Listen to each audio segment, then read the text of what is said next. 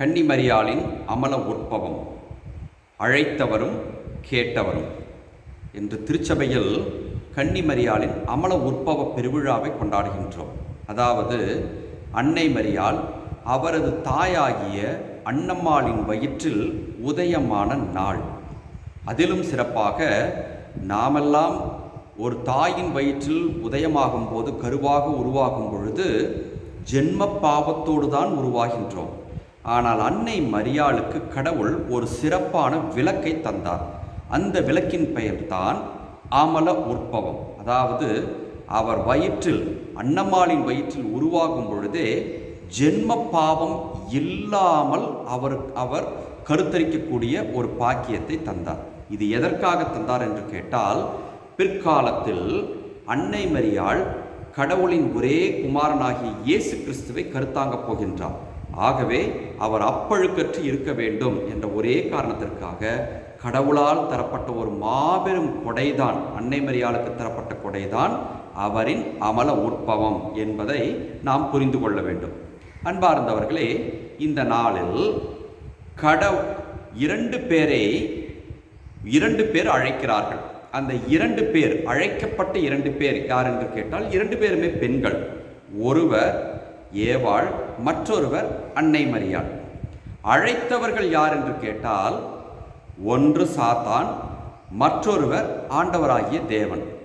அன்பார்ந்தவர்களே, முதலில் அன்னை மரியாளை அழைத்ததை பற்றி நாம் தியானிக்கப் போகின்றோம். கடவுள் காலம் கனிந்த பொழுது கபிரியேல் தூதரை கன்னிமரியாளிடம், நாசரேத்திலிருந்து கன்னிமரியாளிடம் அனுப்புகின்றார். அங்கு சென்று அவர் சொன்ன அழைப்பு வார்த்தை என்ன தெரியுமா? அருள் மிக பெற்றவரே வாழ்க, ஆண்டவர் உம்முடனே என்ற ஒரு அழைப்பை அன்னை மரியாளுக்கு கடவுள் கொடுக்கின்றார். இந்த அழைப்பை அன்னை மரியாள் காது கொடுத்து கேட்கின்றார்.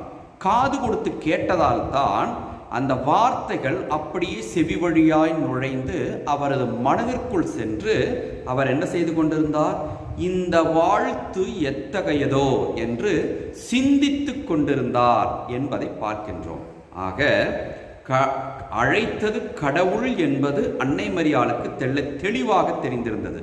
ஆகவே இந்த வாழ்த்தை கடவுள் என்னிடம் ஏன் வந்து சொல்கின்றார் என்று தியானிக்க ஆரம்பிக்கின்றார்.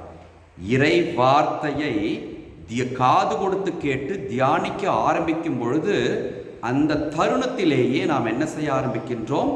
நேர்மறையாக கடவுளை நோக்கி நடக்க ஆரம்பிக்கின்றோம் என்பது தெளிவு. அந்த ஒரே காரணத்தால் தான் தொடர்ந்து அவர் யோசித்துக் கொண்டிருந்த பொழுதே கபிரியேல் தூதர் பேச ஆரம்பிக்கின்றார். அது ஒரு நேர்மறையான அறிகுறி, அன்னை மரியாளிடம் வெளிப்பட்ட நேர்மறையான அறிகுறி. தியானிக்க ஆரம்பித்ததல், அதுவும் கடவுளின் வார்த்தையை தியானிக்க ஆரம்பித்தது. ஆகவேதான் நீ ஒரு குழந்தையை பெற்றெடுக்கப் போகின்றாய், அந்த குழந்தை கடவுளின் குழந்தை எனப்படும் என்று சொல்லி மேலும் மேலும் தியானிப்பதற்கு இறை வார்த்தையை கடவுளின் தூதர் சொல்லிக்கொண்டே போகின்றார். அன்னை மரியாளும் அதை கேட்டுக்கொண்டே இருக்கின்றார், தியானித்துக் கொண்டே இருக்கின்றார். இறுதியில் என்ன நடந்தது? அவர் கடவுளின் தாயாக கூடிய ஒரு பாக்கியத்தை பெற்றார். இதுதான் அழைப்பு விடுத்தவர் சொன்ன வார்த்தைக்கு அழைக்க பெற்றவர் செவி கொடுத்து கேட்டதன் விளைவு. அன்னை மரியாள் அதற்கு ஒரு தலை சிறந்த உதாரணம். அதுவே ஏவாளுக்கு செல்வோமே. இன்றைய முதல் வாசகத்தில், தொடக்க நூல் புத்தகத்திலே அழைப்பை ஒருவர் பெறுகின்றார். அவர்தான் ஏவாள். அழைப்பு கொடுத்தது யார் என்று கேட்டால் பிசாசு. பிசாசு வந்து ஏவாளிடம், நீங்கள் எல்லா மரத்தின் கனிகளையும் உண்ணலாம், நடுவில் இருக்கக்கூடிய இந்த நல்லது தீமை அறியும் மரத்தின் கனியை மட்டும் உண்ணக்கூடாது என்று கடவுள் சொன்னது உண்மையா என்று கேட்ட உடனேயே அவர் காது கொடுத்து கேட்கின்றார். காது கொடுத்து கேட்டு அதை தியானிக்க ஆரம்பிக்கின்றார். அது கடவுளின் வார்த்தை அல்ல, பிசாசின் வார்த்தை. அதை தியானிக்க ஆரம்பித்த உடனேயே அவர் பேச ஆரம்பிக்கின்றார். என்ன பேச ஆரம்பிக்கின்றார்? ஆம், கடவுள் சொன்னது உண்மைதான் என்று சொன்ன உடனேயே, சரி, எனது வார்த்தைக்கு இந்த பெண்மணி செவி கொடுக்கிறாள் என்று யார் அறிந்து கொண்டார்? பிசாசு அறிந்து கொண்டது. ஆகவேதான் தொடர்ச்சியாக அவரிடம் பேச்சு கொடுக்க ஆரம்பித்தது. அந்த பேச்சை கேட்கும் நிலையில் ஏவாள் இருந்தால், ஆகவே தான் தொடர்ச்சியாக பேச்சு கொடுத்தது. இறுதியில் அந்த மரத்தின் கனியை அவரும் எடுத்து உண்டார். பாவம் உள்ளே நுழைந்தது. பாவியாகவே அவர் மாறிப்போனார்.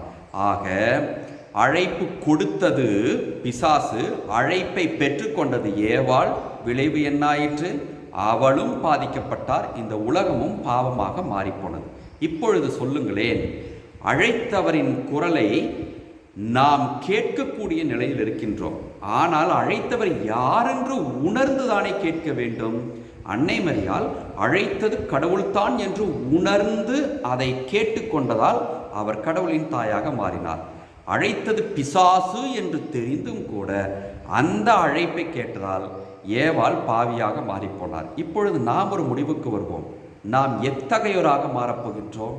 நிச்சயமாக கடவுள் எதிர்பார்ப்பது நாம் அன்னை மரியாளை போன்று கடவுள் விடுக்கும் அழைப்புக்கு செவிமடுத்து கடவுள் பேச்சை கேட்டு அவரைப் போலவே வாழ வேண்டும் என்பதைத்தான் இந்த கன்னி மரியாளின் அமல உற்பவம் நமக்கு சொல்லித் தருவதும் அதுதான் என்பதை உணர்ந்து பார்த்து கடவுளின் அழைப்பை கேட்போம். கடவுளின் வார்த்தைகளை தியானித்து பார்ப்போம். அன்னை மரியாளை போன்று பரிசுத்தவானாக வாழ்வோம்.